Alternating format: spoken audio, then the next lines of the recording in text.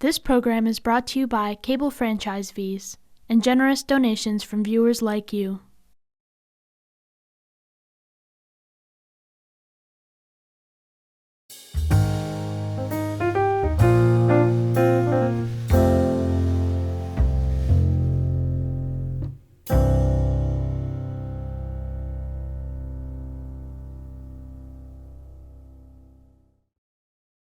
My name is Dennis Jackson, and I was born and raised in Newark, New Jersey.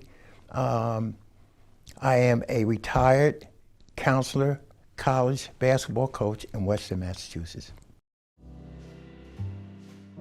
I grew up in Newark, New Jersey. I was in a family of 7 children. I attended 18th Avenue School, elementary school, and West Kennedy Junior High School, and I ventured off to Westside High School, which was out of my school district.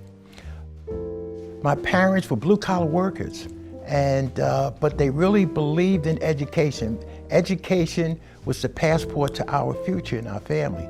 So it was imperative that you got good grades. If you got 1C, you know that you was headed for summer school. So my parents were real sticklers about having a quality education, particularly for the black men. Black men who were going to have a family and raise a family, be the head of the household. It was imperative that we had a good education, and my sisters as well. Athletics. Athletics was the key to me getting out of my immediate environment. My immediate environment was like the ghetto, to be honest with you, the inner city ghetto. The schools that I went to was in the immediate area other than my high school. And, but education and athletics was our passport to making it out, moving forward to college. My parents did not have the money financially to support me where that I would be able to get a college education. Matter of fact, I was the first one out of 7 children to receive and go to college. But athletics was the key for me. I played 3 sports in basketball, football, track and field. And that was going to be my ticket to moving forward to a 4-year college education. The most important thing for me in terms of playing sports, that was going to be my method of fundraising in terms of being able to purchase some sneakers, to even try out for a team. I remember working in the grocery stores, carrying packages so that I could buy a pair of sneakers off the table, which cost $3.29 so I could try out for the team. And so fortunately I was able to do that. That was my junior high school team, which was one of the top junior high school teams in the entire city. Matter of fact, they could even beat high school teams. And so I was able to make the team. And once you made the team back in those days, they would provide you with a pair of sneakers.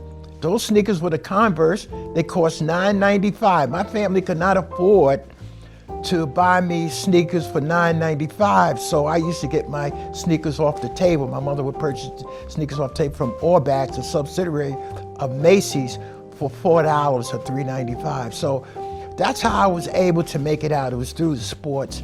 And moving with sports helped me to not only move towards a higher education, but it kept me out of trouble on the streets. The neighborhood that I grew up was one of the toughest neighborhoods in all of Newark, New Jersey. You think about the riots that we had in 1967, one of the worst in the country. So sports was really the backbone of me saving my life. I happened to play for my high school team 4 years. I was heavily recruited in basketball, even though I was recruited for all 3 sports. But basketball was really the key for me. I was one of the few players in the entire city of Newark to make the varsity team as a freshman. So I played 4 years. My first year I didn't play that much, but my last 3 years I started. I was an all-city candidate. I made all-city, honorable mention, all-county. And so my career really took off from there. Once again, I was recruited by a number of schools. However, I had great mentors. For instance, it takes a village to raise kids. And the mentors that I had in the Newark playgrounds were men and women who went to HBCU schools. So they were emphasizing that it would be great for me to consider HBCU schools, because I was recruited by some of the other traditional schools. You know, Rutgers University was the first school that ever sent me a letter. But in any event, my mentor said, the most important thing for you to consider is that you get a full scholarship. They're gonna make sure that you graduate, but more importantly, you're gonna have a social life. So when you leave the gymnasium, when you come out, you're gonna be able to identify with the students on campus. You're gonna be able to identify with your advisors, the deans of students, and people who look like you. And so that was very, very important to me, because a number of the young men in my neighborhood who went to big time schools, your predominantly traditional white schools, they wind up flunking out after half a year. And that scared me to death. And the main thing that I wanted to do was I wanted my family to be proud of me, my neighborhood to be proud of me. So I wanted to go and make sure that I graduated. And I did graduate. I come from one of the top academic programs in business administration under the famed Dr. Sybil Mobley, who was considered one of the 100 top most influential women in America, a black woman. She had 8 children, and she was the first black woman CPA in the history of the state of Florida. So she was our head of our department. She made sure that we got a job. I never looked for a job when I graduated from college. We were interviewed on campus for jobs, and I graduated in business administration. So I was hired by Firestone Tire and Rubber Company, and they were willing to place me any place in the world I wanted to go. And I decided to come back home, because the one thing that they told me, my mentors, is they said, never forget where you came from. Well, the key for me in order to play professional basketball was to get exposure. And because I went to HBCU school, in order for us to get exposure, you had to go to a national tournament. So your team actually had to win and get invited to the national tournament. And back in those days, black HBCU schools wasn't invited to the NCAAs. We were invited to the NAIA, which was played in Kansas City. And the year that I got a chance to go to receive that exposure, we won our tournament, the SIAC tournament. We were invited to the NAIA, but my coach caught pneumonia. And when he caught pneumonia, we didn't have anybody to take us. And so that's why I never really got that exposure. But the one thing I did come out of there with a degree. And that was really the key for me to become a successful black man in America was to have a degree. At that time, I decided to look at coaching. I was working at the Junior College of Albany, which was a division of Russell Sage College.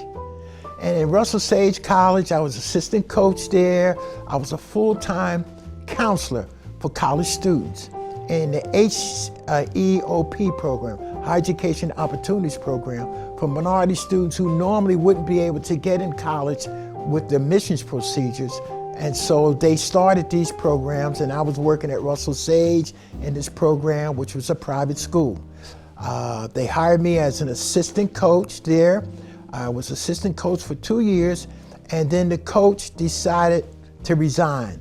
So they elevated me to the head coach. And in that first year, I took my team to 4th in the country for small colleges. And so by me having that on my record, as well as working at the 5-star famed basketball camp, where all the top players in the world, coaches and players in the world, come as high school students. It's one of the few programs. It was way before AAU. We're talking about Michael Jordan. We're talking about Dominique Wilkins. We're talking about Patrick Ewing. We're talking about Alonzo Mourning, just to name a few. And these are the ones as high school players that I got a chance to work with. So I was getting exposure at this 5-star basketball camp, as well as receiving some accolades as a junior college coach. So I moved from the Junior College of Albany to University of Pennsylvania in 1979. And we happened to win the Ivy League championship.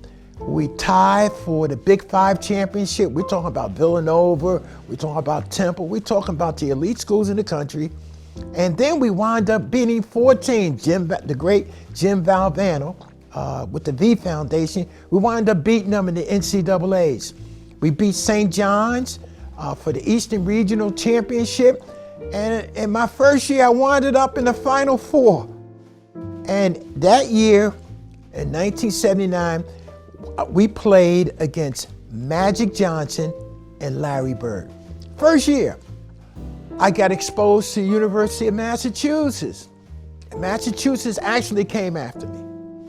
And I said, no thank you at that time. But then they came again. And I said, will you please come take a look at the school? So I says, okay, let me go take a look at the school. In the 1970s and 80s, you had young black males in America who were, I feel, was an endangered species in America. Were going to colleges based on their abilities. But when they got there, they played 3-4 years and they never left there with a degree. And it became very prominent that this was happening to a lot of black men across America.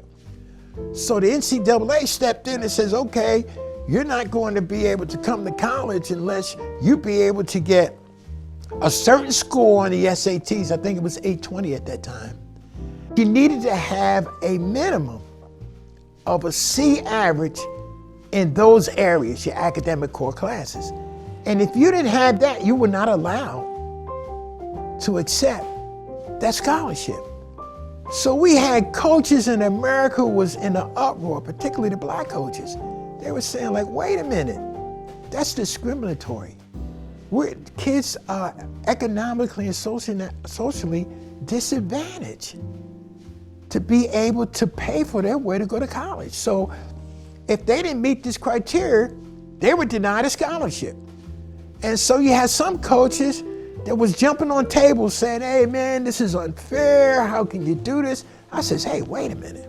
I come from the Ivy League. I had to recruit kids who had grades and who could play and who were gentlemen, who were working towards becoming a successful in the game of life. I says, wait a minute, I can do this. So that's when I designed and came up with the name PLAY, which stands for Planned Learning Achievement for Youth. My mission was to enhance the student athletes' academic, athletic, and personal skills development. So the students in this program would receive 33 to 35 hours of SAT preparation at the at the school that I rented, Mount Holyoke College. And with this SAT preparation, they were able to not have the fear test taken. The other key was that students need to learn how to test. And so that's what this preparation course was doing for them. I was having professors come in and teach writing skills, reading skills. We teach them how to research a project at the library. Mount Holyoke had a $30 million library that I was taking kids.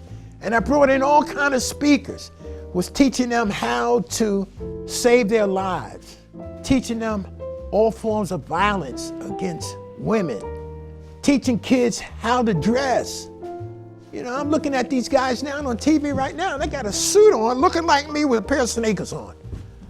That's ridiculous. I mean, so you couldn't take a job interview going there with a tie and everything like that and didn't have a pair of sneakers on. The hook to get these kids in to go to school 6.5 hours a day. They went to school 6.5 hours a day. They took 3 hours a day of SAT prep. And then they went to, you know, had academic classes. We had lectures where we had lecturers come in and speak to them. So this was very trying, and every kid couldn't do this. So what we did was we would interview them. I would go around, evaluate the kids and everything like that, select them, but then I would interview them. If they wasn't committed to academic excellence, if they wasn't committed to being the best that they could be, if they wasn't able to come to this campus and act like a gentleman and not do anything that would bring reproof on themselves in this program, then we was able to accept them.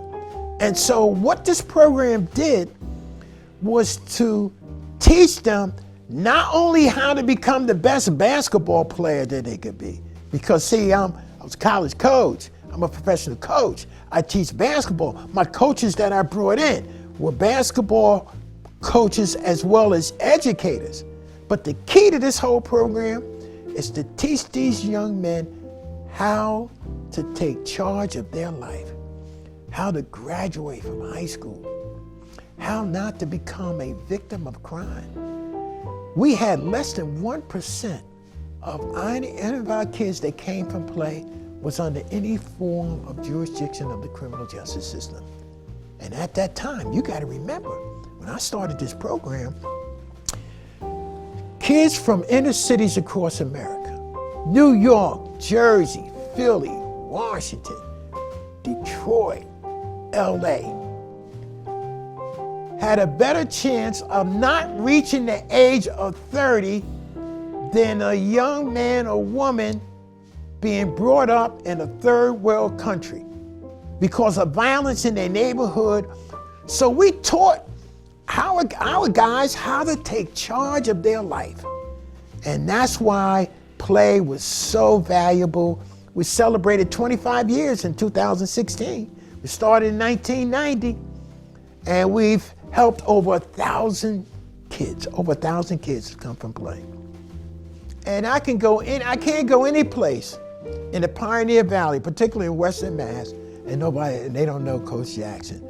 The kids that I coach locally are principals, deans of students, assistant principals, guidance counselors, teachers. We're talking about local kids in Western Mass who I had in the 8 years old, 9, 10 years old, all the way up to 16, 17 years old, came to my local camps. I was very fortunate to be inducted into the 5-Star Basketball Camp Hall of Fame. And I was inducted in their first class. And their first class included people like Hubie Brown, Michael Jordan, and myself was one of the first 5 that was inducted. Christian Laettner, and then the great Tom Konchowski, who was the most elite evaluator of high school talent in America. Christian Laettner was the only college player to play on the Dream Team. And of course, you know, Hubie Brown is one of the great coaches and analysts. And then you got Michael Jordan.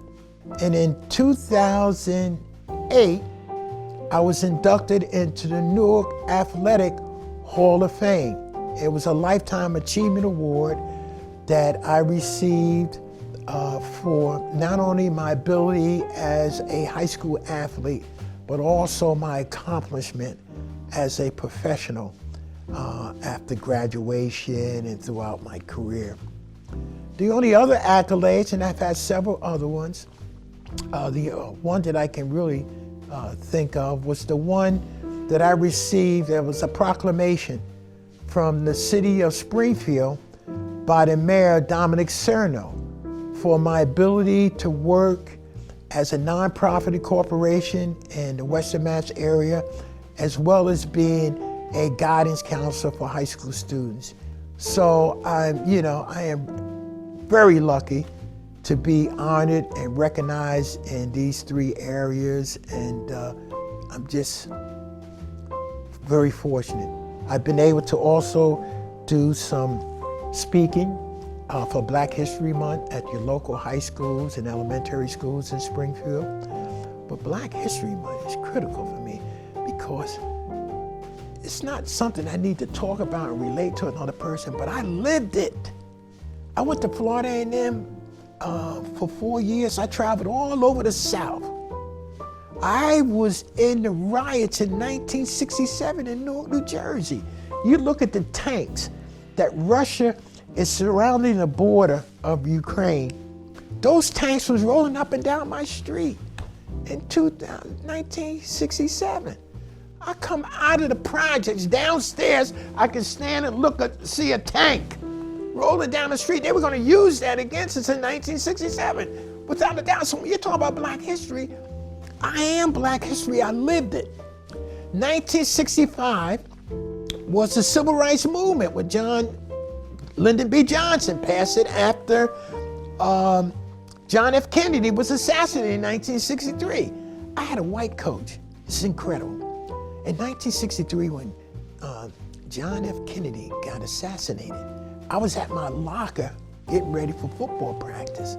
So my coach walks in and says, "Oh, guys, listen, we have a tragedy in America, man. The president, John F. Kennedy, has just been assassinated. They just shot him." I says, "Oh my gosh, he's one of my favorite people, John F. Kennedy." And he says, "Don't worry about it, guys. That don't affect us. That has nothing to do with us. Come on, let's go. Hurry up, get dressed. We got practice." I couldn't believe this man said that about John F. Kennedy. This is a white man saying about another white man. That has nothing to do with us. The most important thing right now was for us to go to the field. So that really bothered me. I'll take that to my grave. 1965, 1967, 1968, Martin Luther King was assassinated. I'll never forget it. I was in college at that time, and I had just come home a week before for spring break. I hadn't been home since last August because we played in a Christmas tournament in Chicago. So I didn't get a chance to come home from August until April. And got home, it was great, went back to school. The next week, Martin Luther King got assassinated. Now, why do I bring this up? Rosa Parks rode the bus, didn't change the seat in 1955.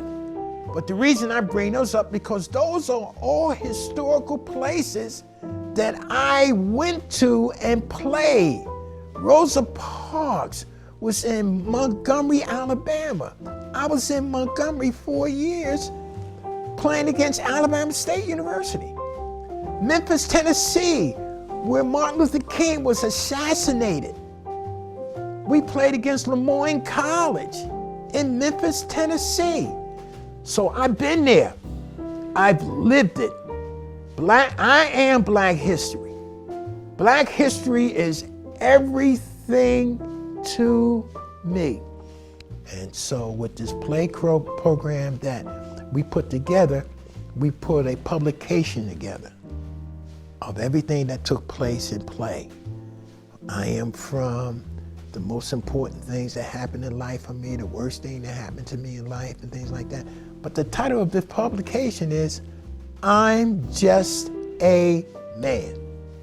Just a man. And that's who I am. I'm no different than anybody else, no better than anybody else. I'm just a man. You know, the one thing I learned in life is that never forget where you came from. That's the most important thing. Is know who you are, where you're going, stay confident, believe in yourself, and treat everybody else like you would treat yourself.